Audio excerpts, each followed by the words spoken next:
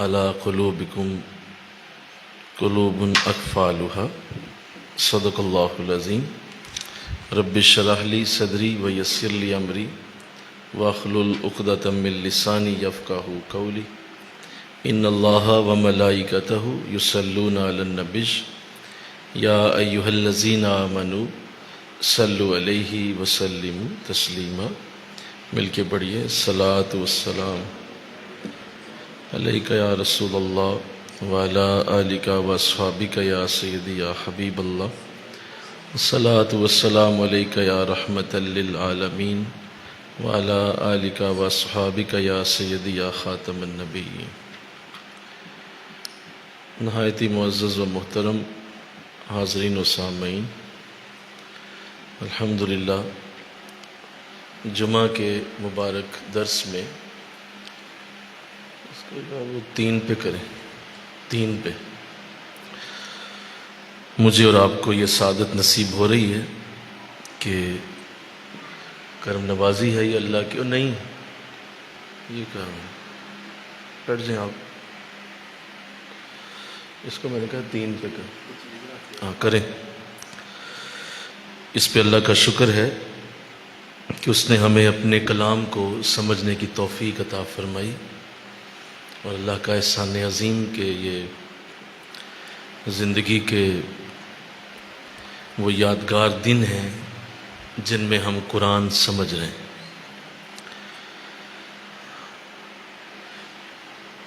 اللہ نے یہ موقع ہمیں اس لیے دیا کہ ہم مرنے سے پہلے پہلے جتنا ہو سکے اللہ کے کلام کو جان لیں اور یہ دیکھ لیں کہ اس نے ہمارے لیے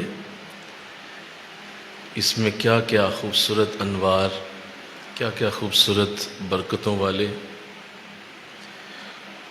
ذکر رکھے ہیں۔ سورہ شعراء کی مقدس آیات پڑھنے سمجھنے کی سعادت حاصل ہو رہی ہے، اور اس میں حضرت نوح علیہ السلام کا ذکر خیر جاری و ساری ہے۔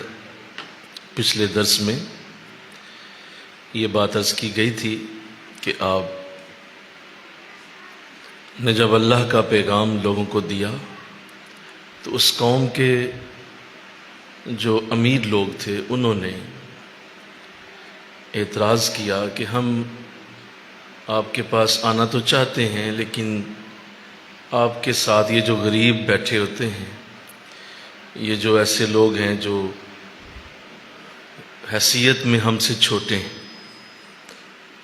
تو ہمیں یہ قبول نہیں، آپ انہیں پہلے اٹھائیں اور پھر ہم آ کے بیٹھیں گے۔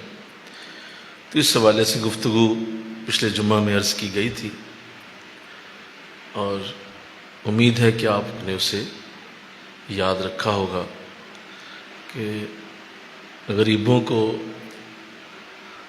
اللہ نے نبیوں کے ساتھ پہلے جوڑا ہے، اور جتنی بھی آج آپ دین کی برکت دیکھتے ہیں اس میں 90% کردار غریبوں کا ہے، 10% ہیں جو امیر ہوتے ہیں، باقی اسی طرح اللہ نے جن کو پورا ایک انداز دیا ہوتا ہے زندگی کا، وہی لوگ عام طور پہ دین کی برکت لیتے ہیں۔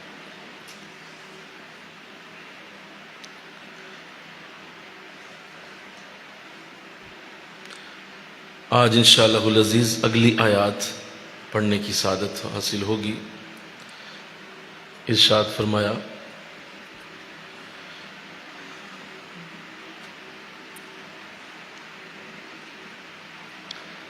قال ربی انا قومی کذبون فافتح بینی و بینہم فتحا ونجنی ومن معی من المؤمنین فانجیناہ ومن معہ فی الفلک المشحون ثم اغرقنا بعد الباقین ان فی ذلک لآیہ وما کان اکثرہم المؤمنین وَإِنَّ رَبَّكَ لَهُوَ الْعَزِيزُ الرَّحِيمُ۔ سنیے، پہلے تو یہ کہا کہ وہ تمام لوگ جو ایسے ہیں انہیں دور کیجئے، تو ارشاد فرمایا قال وما علمی بما كانوا يعملون ان حسابهم الا على ربي لو تشعرون وما انا بطارد المؤمنین، اور میں کسی صورت بھی غریبوں کو اپنے سے دور نہیں کروں گا۔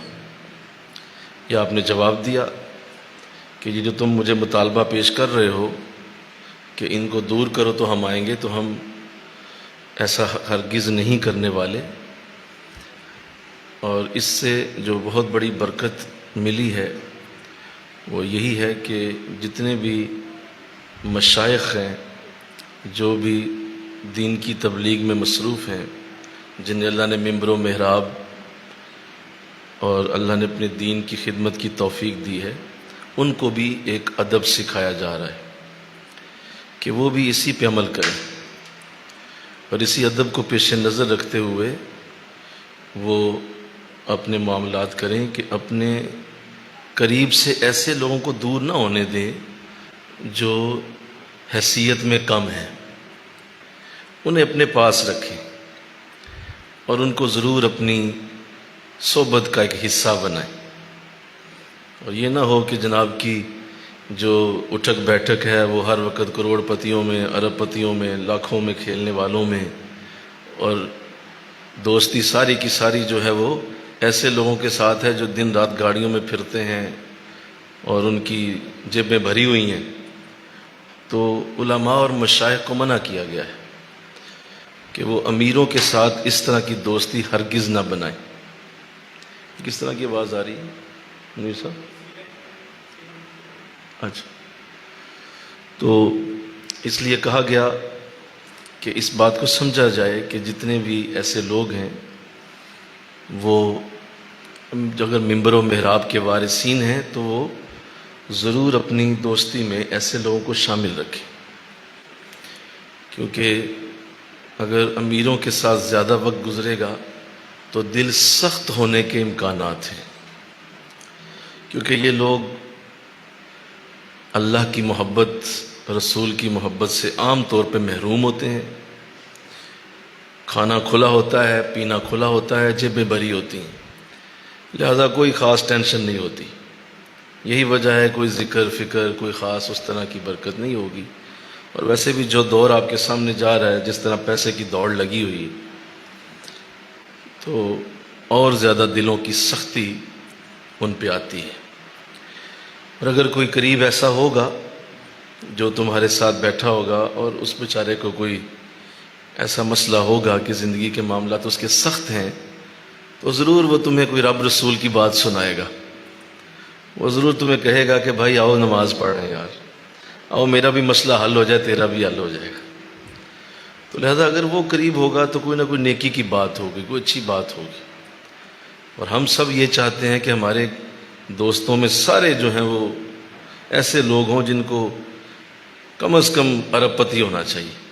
یہ غریبوں کو کون دوست بنائے؟ تو تم بے وقوف ہو، تمہیں اندازہ ہی نہیں ہے کہ یہ کس قدر بڑی بیماری ہے۔ اس لیے علماء کو تو خاص طور پہ منع کیا گیا، اور ارشاد فرمایا کہ ایسا عالم جو کسی امیر کے دروازے پہ جائے اس کی صحبت سے دور ہو جاؤ۔ بولو میں نے کیا کہا؟ دور ہو جاؤ ایسے عالم، ایسے مولوی صاحب سے بالکل دور ہو جاؤ کہ جو امیروں کے پاس بیٹھتا ہے جا کے، اور اس کے پاس صرف اور صرف امیروں کے لیے وقت ہے اور غریبوں کو پوچھتا ہی کوئی نہیں۔ اور اگر کوئی بلا لیتا ہے غریب بیچارہ، ہو جی ٹائم کوئی نہیں، ہو جی وقت کوئی نہیں، 5 منٹ جا کے دعا کر کے نکل آئے، تو اس کے رویے سے اندازہ ہو جائے گا کہ یہ شخص دنیا پرست ہے، چاہے یہ ممبر و محراب میں جماعت اور خطبے دیتا ہے، لیکن چونکہ اس کی دوستی امیروں کے ساتھ، یہ غریبوں کو بیٹھنے نہیں دیتا اپنے پاس، نہ ان کے قریب رہتا ہے۔ تو اس لیے قرآن میں جب یہ آیت اتری تو اس کا معنی میں نے آپ کے سامنے عرض کیا، فرمایا کہ میں ہرگز غریب و مسکین مومنوں کو دور نہیں کروں گا۔ مل کے کہو سبحان اللہ۔ یہ جو تم کہہ رہے ہو نا کہ ان کو دور کر دو اور پھر ہم آئیں گے، میں ان کو دور نہیں کروں۔ انا علی الا نذیر مبین، بھئی میں تو صرف عذاب سے ڈرانے آیا ہوں، میرا اور کوئی کام نہیں۔ قالوا لئن لم تنتهوا یا نوح لنکونن من المرجومین۔ اب جب ظاہر حضرت نوح علیہ السلام ڈٹے رہے اور آپ نے اپنی پوری کوشش کی، پوری اپنی محنت کی، تو ان کی طرف سے اب یہ جواب آیا کہ نوح اگر تم باز نہ آئے تو یاد رکھو ہم ضرور تمہیں پتھروں سے ہلاک کر دیں گے۔ بات فائنل ہو گئی کہ بس اب برداشت نہیں ہوگا، 900 سال ہو گئے ہیں تیری باتیں سنتے سنتے، اب ہماری بس ہو گئی ہے۔ اب تم نے اگر ہمیں دوبارہ دین کی دعوت دی، دوبارہ ہماری طرف تم پلٹے، تو ہم تمہیں پتھر مار مار کے ہلاک کر دیں۔ تو یہ بہت بڑا بے ادبانہ جملہ ہے جو نبی کو بولا گیا، اور نبی نے اسے سنا، اور جو لفظ ہے آگے ارشاد فرمایا قال ربی انی قومی کذبون، اے میرے رب میری قوم نے مجھے جھٹلا دیا ہے، مجھے جھٹلا دیا ہے۔ یہ کیا خوبصورت آپ کی عاجزی ہے، پیغام اللہ کا دیتے تھے، اس کے دین کا دیتے تھے، کہا نہیں مولا تجھے نہیں جھٹلایا، تیرے دین کو نہیں جھٹلایا، انہوں نے بولو مجھے جھٹلایا ہے۔ تو یہ آپ کی عاجزی ہے کہ یہ نہیں کہا مولا تیری بات نہیں مانتے، تجھے نہیں مانتے، کہا مجھے جھٹلا رہے ہیں۔ فافتح بینی و بینہم فتحا ونجنی ومن معی من المؤمنین، تو مولا پھر فیصلہ کر دے میرے اور ان کے درمیان۔ اب فیصلے کا وقت آ گیا، نجات دے دے مجھے اور جو میرے ساتھ مومن ہیں ان سب کو، ان سب کو نجات دے دے، ان سب کے ساتھ میرا فیصلہ کر دے، تیری طرف سے اب کیا ہوگا یہ میں نہیں جانتا، مجھے فیصلہ چاہیے۔ اے نوح پہلے تو ہم تجھے کو تھوڑا بہت سمجھدار سمجھتے تھے، لیکن واقعی نا تیرا معاملہ بہت ہی خراب ہو چکا ہے، تیرا نا اب معاملہ خراب اتنا ہو گیا ہے کہ تو کشتی بنا رہا ہے، نہ یہاں دریا نہ سمندر نہ کوئی پانی والی جگہ، تو اس طرح مذاق اڑاتے آپ کا، اور آپ مسکرا دیتے اور آپ فرماتے ٹھیک ہے جو تم کہہ رہے ہو میں بھی سن لیتا ہوں، کچھ وقت آنے دو، میرا رب تمہارے اور میرے درمیان فیصلہ کرنے والا ہے۔ تو جب وہ کشتی تیار ہو گئی تو تقریباً 80 لوگ تھے جو آپ کے ساتھ اس میں سوار ہوئے، اور پھر آپ نے اعلان فرمایا، آواز دی اللہ کے حکم سے، تو زمین کے جتنے بھی جانور، حشرات، کیڑے مکوڑے اور جتنی بھی زمینی مخلوقات، پرندے، یہ سب جو ہیں وہ ایک ایک جوڑا اس میں آ کے شامل ہو گیا۔ میرے کہو نا سبحان اللہ، ایک ایک جوڑا سارے اس میں آ گئے۔ ابلیس کے بارے میں آتا ہے کہ وہ بھی آیا اور اس نے بھی کہا مجھے بھی جگہ دے دو، تو حضرت نوح علیہ السلام نے اسے بھی اندر آنے دیا۔ اس نے کہا کہ مجھے پتا ہے کہ اب اس کشتی کے سوا بچت کوئی نہیں، کوئی شے نہیں بچنی، ہر شے برباد اور تباہ ہونے والی ہے، مجھے بھی کشتی میں بٹھا۔ اللہ، تو یوں یہ وقت جو حضرت نوح علیہ السلام کے عذاب کا تھا وہ جب آیا تو میری توجہ اس آیت پہ ہے جو میں ابھی آپ کی خدمت میں عرض کرنے لگا ہوں، آپ بھی توجہ رکھیے گا۔ ارشاد میں فَأَنْجَيْنَاهُ وَمَن مَّعَهُ فِي الْفُلْكِ الْمَشْحُونِ، پس ہم نے نجات دی انہیں اور جو آپ کے ساتھ تھے اس کشتی میں جو کھچا کھچ بھری ہوئی تھی، ہم نے نجات دی انہیں اور جو آپ کے ساتھ تھے، بولو نجات دی انہیں اور جو آپ کے ساتھ تھے، ہم نے دونوں کو نجات دے دی۔ مانگا حضرت نوح علیہ السلام نے تھا، اللہ نے قبول بھی کیا اور اللہ نے نجات بھی عطا فرمائی۔ اب اس میں مفسرین نے بہت خوبصورت کلام کیا۔ مفسرین فرماتے ہیں کہ ان میں سے بہت سارے لوگ تو ابھی پہلے دن ایمان لائے ہوں گے، بہت سارے ایسے ہوں گے جنہیں ہو سکتا ہے سال 2 ہوئے ہوں گے، بہت سارے ایسے ہوں گے جنہیں 10 سال ہوئے ہوں گے، 40 سال ہوئے ہوں گے کلمہ پڑھے ہوئے، لیکن اللہ نے حضرت نوح کی بدولت سب ہی کو نجات عطا فرما دی۔ اللہ پھر یہ نہیں دیکھتا جب کسی کو بخشتا ہے تو پھر پوری جماعت کو ہی بخشتا ہے، یعنی یہ نہیں ہوگا کہ ایک جماعت ساری بیٹھی ہے تو اس میں سے ایک بندے کو معافی ملے یا دو کو ملے، نہیں، ایسا نہیں ہوتا۔ جب وہ معافی دیتا ہے سب کو ہی دے دیتا ہے، سب کو بخشتا ہے اللہ۔ اور اسی طرح سنو، جب وہ عذاب دیتا ہے تو پھر بھی وہ کسی ایک کو نہیں دیتا، پھر سب رگڑے جائیں، پھر کوئی بھی نہیں بچے گا۔ یہ جو انہیں ہر وقت یا اللہ یاد کراتے ہیں یا رسول یاد کراتے ہیں۔ آقا اچھا حضور ہمیں بتائیے کہ ہم کس کی صحبت اختیار کریں، کس کے پاس بیٹھا کریں؟ تو ارشاد فرمایا کہ صحابہ دو علامتیں دیکھو، دو علامتیں دیکھو، اس کی صحبت اختیار کرو جس میں دو علامتیں ہوں۔ فرمایا حضور کون سی دو؟ فرمایا پہلی یہ کہ جب تم اس کی صحبت میں بیٹھو تو تمہارے علم میں اضافہ ہو۔ بولو کیا ہو؟ تمہارا علم بڑھے، تمہیں کوئی نیکی کی بات، کوئی اچھی بات، کوئی اعلیٰ، کوئی تمہیں ایسی بات سننے کو ملے جو واقعی تمہارے لیے حیران کن ہو کہ کہاں سے انہوں نے مجھے بتائی ہے۔ تمہارا علم بڑھ جائے، تمہارے علم میں اضافہ ہو۔ اور دوسرا، جو ہی تم ان کی صحبت میں آؤ تو تمہیں دنیا اس طرح بھول جائے جیسے تم دنیا میں ہو ہی نہیں، آخرت کی یاد آئے، تمہیں آخرت کی طرف توجہ ہو، تمہارا ذہن آخرت کی طرف چلے، اور تمہارے ذہن میں یہ بات ٹھک جائے کہ نہیں، آخرت بھی کوئی چیز ہے۔ فرمایا یہ دو علامتیں جس شخص میں پوری ہو جائیں اس کے پاس بیٹھو۔ ہم دونوں ہی الٹے چلتے ہیں۔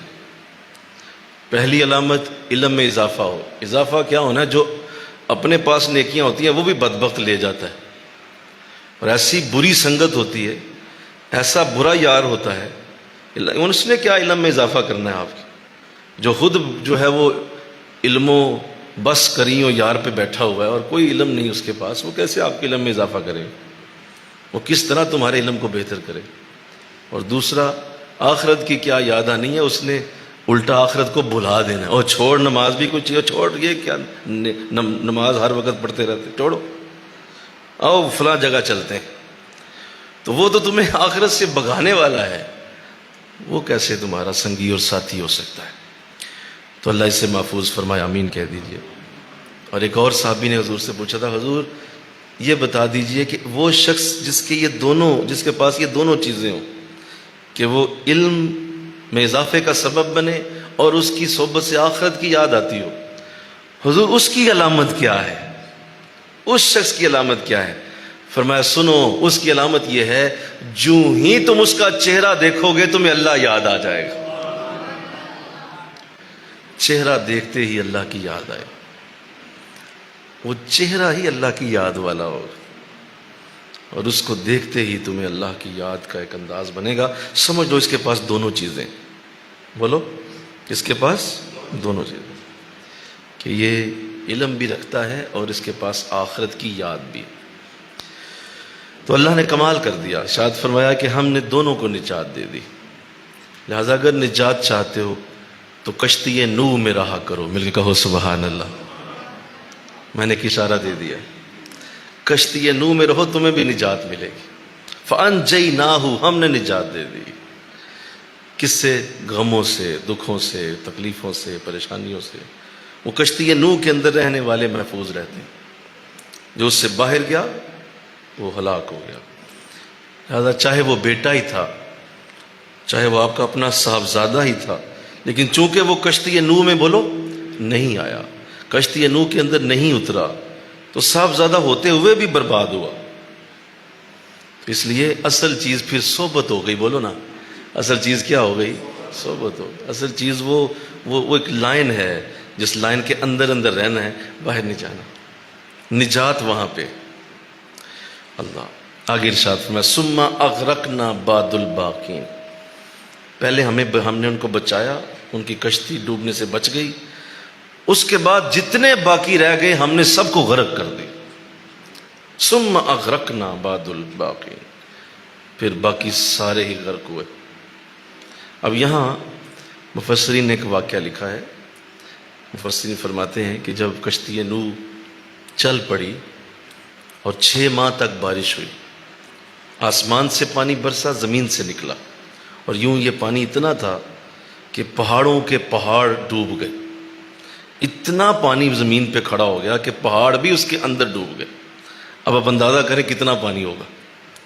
تو کشتی نوح چلتی رہی، حتیٰ کہ جب یہ رکی تو حضرت نوح علیہ السلام نے واپسی کا ارادہ کیا۔ آپ اپنے اس علاقے میں واپس آئے، دیکھا کہ کوئی چیز باقی نہیں، پانی اتر چکا تھا، زمین خشک ہو رہی تھی، لیکن کیچڑ تھا۔ آپ اترے، آپ نے اپنا وہ علاقہ دیکھا تو آپ کی آنکھوں میں آنسو آ گئے۔ جہاں بڑے بڑے محل تھے وہاں اب جو ہے وہ صرف اینٹوں کے ڈھیر پڑے ہوئے تھے۔ جہاں بڑی بڑی عمارتیں تھیں ان کا نام و نشان مٹ چکا تھا، گلیاں محلے سب برباد ہو چکے تھے۔ حیران ہوئے کہ ایک دیوار جو ہے وہ سلامت ہے، وہ ٹھیک ہے، درست حالت میں ہے، اس کے ساتھ ایک دروازہ بھی نظر آیا۔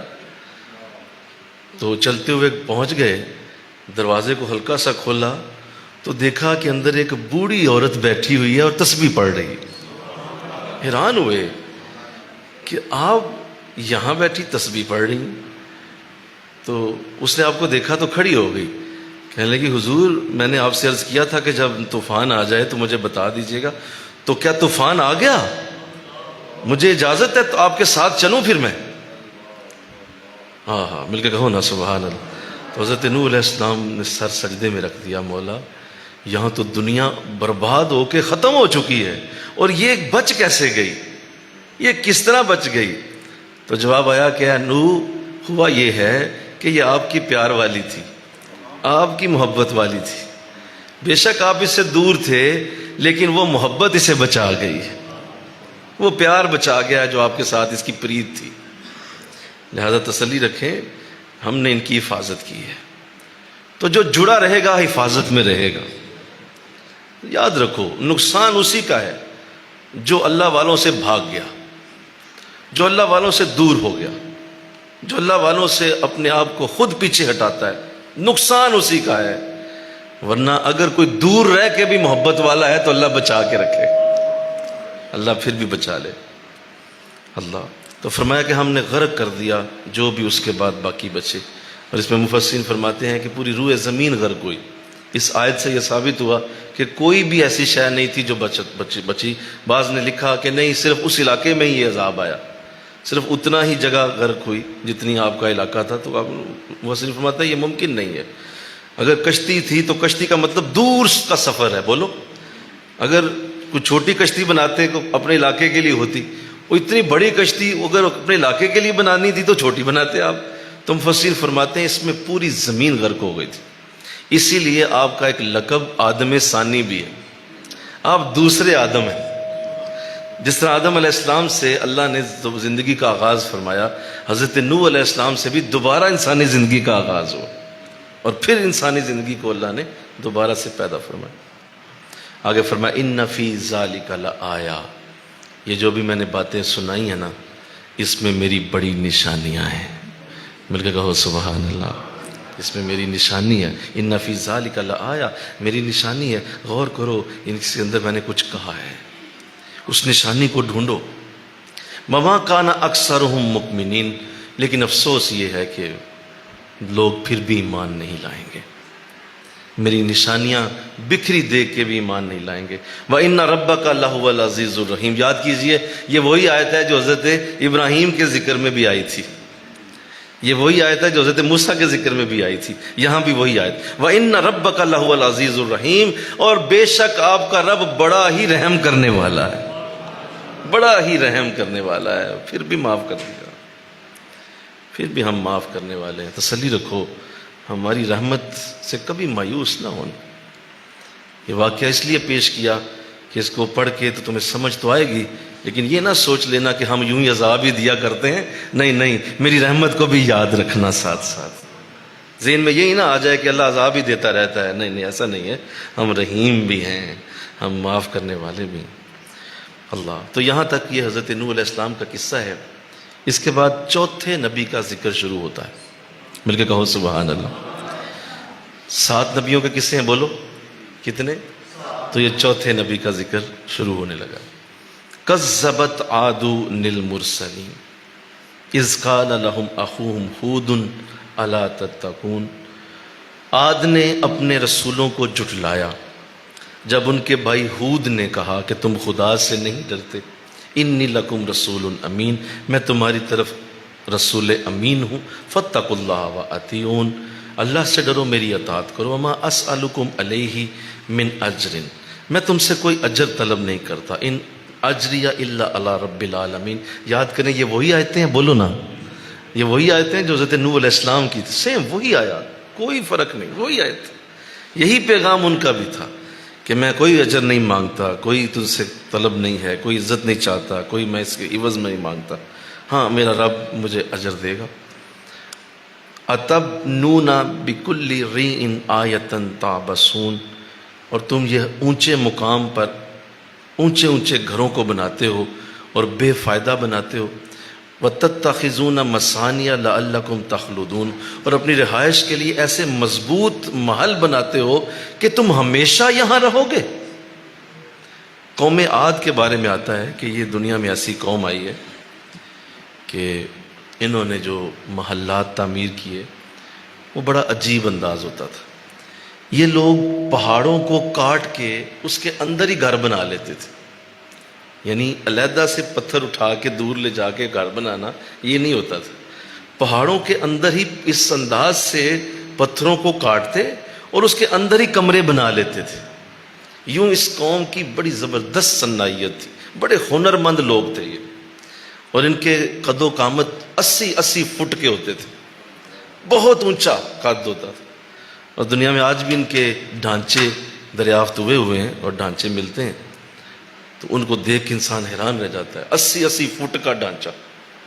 تو یہ بڑی جسیم قوم تھی، بڑے بڑے جسم اور قد و قامت کے یہ مالک تھے، قوم عاد۔ ان میں حضرت ہود علیہ السلام تشریف لائے، حضرت ہود، اور یہ سورہ ہود کے نام سے علیحدہ بھی ان کا قصہ موجود ہے، سورہ ہود پوری علیحدہ بھی اتری ہے جس میں حضرت ہود علیہ السلام کا پورا قصہ تفصیل کے ساتھ موجود ہے۔ اب آپ خوبصورت بات یہ سنیے کہ جب آپ یہ باتیں قرآن سے پڑھ رہے ہوتے ہیں تو قرآن کی ایک زبردست اٹریکشن ہے، اس کی بڑی کشش ہے، یہ عجیب انداز سے آپ کو اپنے سحر میں لیتا ہے۔ ابھی آپ قرآن سے یہ سمجھ رہے ہیں نا، قرآن پڑھ رہے ہیں آپ، قرآن ساتھ ساتھ سمجھ رہے ہیں، آپ کے ذہن سے باقی چیزیں قرآن اڑا دے گا، باقی ساری چیزیں ختم کر دے گا، اور پوری طرح آپ کا پورا توجہ کا معاملہ اسی صورت کی اسی بات کے اوپر قرآن لے آئے گا۔ یہ قرآن کے اندر کمال چیز ہے۔ لہذا یہ جو میں کبھی سنتا تھا، حضرت صاحب قبلہ بھی یہ بات اکثر فرمایا کرتے، اور آپ سے یہ بات سنی، پھر خود بھی آزمائی کہ قرآن جب کوئی پڑھتا ہے تو قرآن اس کے دماغ کے اندر کے خلیوں کو اس طرح ترتیب دے دیتا ہے کہ وہ سارے خلیے ایک سیدھی لائن کے اندر آ جاتے ہیں، جو بکھرے ہوتے ہیں نا وہ ایک لائن کے اندر قرآن انہیں کر دیتا ہے۔ یہ کمال اس کی صناعیت ہے۔ لہذا قرآن میں جو مصروف ہوتا ہے اور قرآن کے اندر اس کی جو مصروفیت شروع ہوتی ہے اور وہ یہ پڑھ رہا ہوتا ہے، سمجھ رہا ہوتا ہے، تو اس دوران اس کی کتنی چیزیں قرآن سیٹ کر رہا ہوتا ہے، یہ آپ کو اندازہ نہیں ہے، یہ اندازہ نہیں ہے، یہ آہستہ آہستہ ہو جائے گا۔ لہذا ہم یہ جو قرآن کے رسیہ ہوئے اور ہم نے جو قرآن کو اپنا اوڑھنا بچھونا بنایا، اس کے پیچھے بہت ساری وجوہات میں سے ایک وجہ یہ ہے کہ جب آپ قرآن کی فکر شروع کرتے ہیں نا، باقی ساری فکریں یہ اٹھا دے گا آپ سے، اور جو قرآن کی فکر نہیں کرتا باقی فکریں اس کے اوپر پڑی رہیں گی۔ تو یہ کمال اس کی خوبصورت، اس کی جو ترتیب ہے۔ اب دیکھیں قوم ہود، حضرت ہود علیہ السلام کا ذکر شروع ہوا، اب یہ پوری طرح کیپچر کرے گا اس واقعے کو جو سورہ ہود کے اندر آیا، لیکن اس کو بڑا چھوٹے سے ایک سکویز کر کے پیش کیا جائے گا۔ ارشاد فرمایا، تم خدا سے نہیں ڈرتے، بے شک میں تمہارے رسول امین ہوں، اللہ سے ڈرو، اور یہ تم گھر بناتے ہو اتنے اونچے، کیا ہمیشہ کے لیے یہاں رہو گے؟ تو یہاں پہ اشارہ کیا گیا کہ ایسے اونچے محل تعمیر کرنا جو بے ضرورت ہوں تو ان کے لیے وہ سخت ترین آزمائش ہوگی، جو اس طرح کے محل تعمیر کر کے دنیا سے جائے گا، اور اس کو شوق ہے کہ وہ بہت اونچی کوٹھی بنائے، اور اس میں رہنا تو اس نے ہے کوئی، رہنا 1-2 کمروں میں ہے، 8-10 کمرے فارغ ہیں، ان میں کوئی بھی نہیں رہتا۔ تو فرمایا کہ یہ جو بے فائدہ گھر ہوتے ہیں ان کی پوچھ حشر کے دن بہت بڑی ہوگی. تو اللہ اس سے محفوظ کرے. اپنی ضرورت کے مطابق بناؤ، ضرور بناؤ. 6 بیٹے ہیں، 4 بیٹے ہیں، 5 بیٹے ہیں، تو اسی حساب سے کمرے بنا لو. بھئی آپ کی اولاد ہے تو آپ اس کو بنائیے. لیکن یہ آپ نے کیا کر دیا کہ آپ نے اتنا بڑا محل کھڑا کر دیا، 200 کمرے اس میں بنا دیے اور اس کو یوں ہی ضائع کر دیا. کوئی اس میں بیٹھنے والا نہیں، کوئی اٹھنے والا نہیں. آپ دیکھیں مغل بادشاہوں نے جو حشر کیا، ظالموں نے عمارتیں بنا بنا کے اتنے اتنے بڑے قلعے بنا دیے، اور ان کے اندر کیا ملکہ صاحبہ پھر رہی ہیں، شہزادے پھر رہے ہیں، اور وہ قلعے بنائے ہوئے ہیں. اور اسی وقت یورپ کے اندر انگریز جو ہیں وہ یونیورسٹیاں بنا رہے تھے، لوگوں کو پڑھانے کے لیے، لوگوں کو علم دینے کے لیے وہ اپنا مال خرچ کر رہے تھے. ہمارے یہ نکمے مغل شہزادے یہ بڑے بڑے قلعے بنا رہے تھے جن کا کوئی فائدہ، کوئی ابھی بھی جاتے ہیں 20 روپے کی ٹکٹ پہ لوگ دیکھ رہے ہوتے ہیں، فضول ضائع، سارا گناہ بازی کے کام. کوئی وہاں پہ قرآن پڑھتا جا کے وہاں؟ بولو نا یار، سارے کون کرتا؟ کیا کرتے ہیں وہاں؟ عیاشی اور وہی ساری جو دنیا کی گندگیاں ہیں وہ ساری مل کے وہاں پہنچتے ہیں. ہم جی سیر کرنے جا رہے ہیں، قلعہ دیکھنے جا رہے ہیں. پوچھو تو صحیح، جس نے قلعہ بنایا ہے قبر میں اس کے ساتھ بن کیا رہی؟ جس نے وہ اتنا بڑا قلعہ بنا کے گیا ہے اس کے ساتھ قبر میں کیا ہو رہا ہے وہ تو پوچھو جا کے. اتنے بڑے محل بناتے ہو، کیا تم نے ہمیشہ یہاں رہنا ہے؟ قرآن کی آیت کو سمجھو تو صحیح. حضرت ہود کتنی بڑی بات کر رہے ہیں ان سے، کتنا بڑا اونچا پہاڑ کے اندر گھر بنا دیا. وہ کیوں بنایا بھائی؟ کیا وجہ ہے؟ کس بات کی تمہیں تکلیف ہے اتنی بڑی عمارت کھڑی کرنی؟ ابھی بھی دیکھ لیں، ان عربوں نے حشر کر دیا، پوری دنیا بھوکی مر جائے، یہ بلڈنگوں کو بلڈنگیں کھڑی کرتے جا رہے ہیں. برج الخلیفہ کھڑا کر دیا، پوری دنیا کی سب سے اونچی بلڈنگ بنانی ہے، بنا لو، سرتے مارنا انہوں.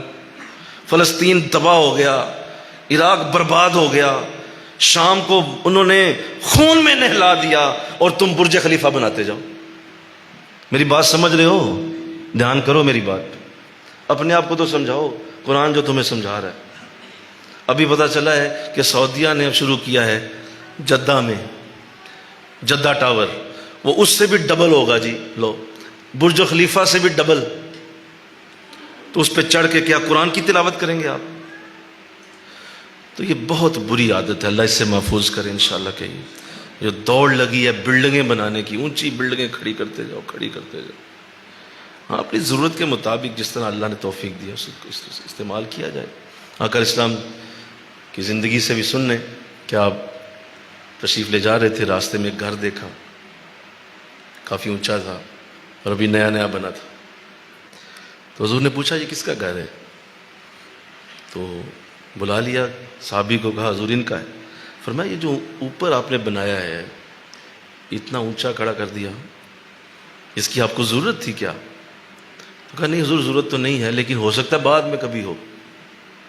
بولو، بعد میں کبھی ہو. تو آپ نے ناگواری سے نہ چہرہ بدل لیا، منہ سے کچھ نہیں کہا، آپ نے چہرہ بدل لیا اور آپ چلے گئے.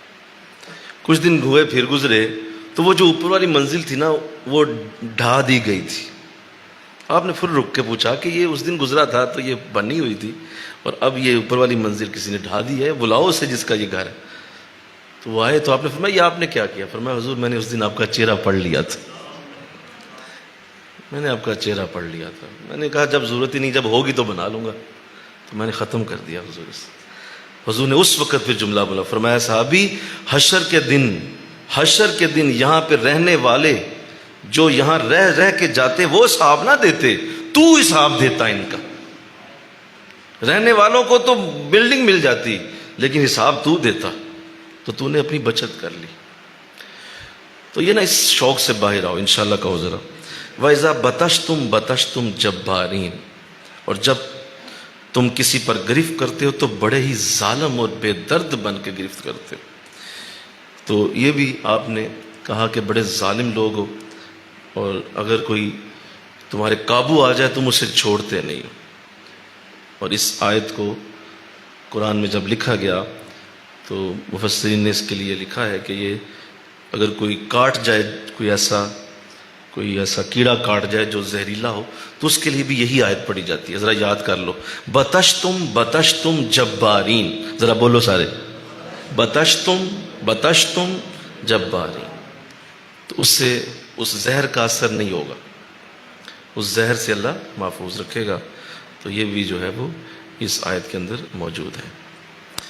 فاتقوا اللہ واتیون، پس اللہ سے ڈرو، میری اطاعت کرو، واتقوا الذی امدکم بما تعملون، اور اس ذات سے ڈرو جس نے تمہاری ان چیزوں سے مدد دی جس کو تم جانتے ہو۔ امدکم بانعام و بنین، اس نے تمہاری مدد فرمائی مویشی دے کر اور بیٹے دے کر، وجنات و عیون، باغات اور خوبصورت چشمے دے کر۔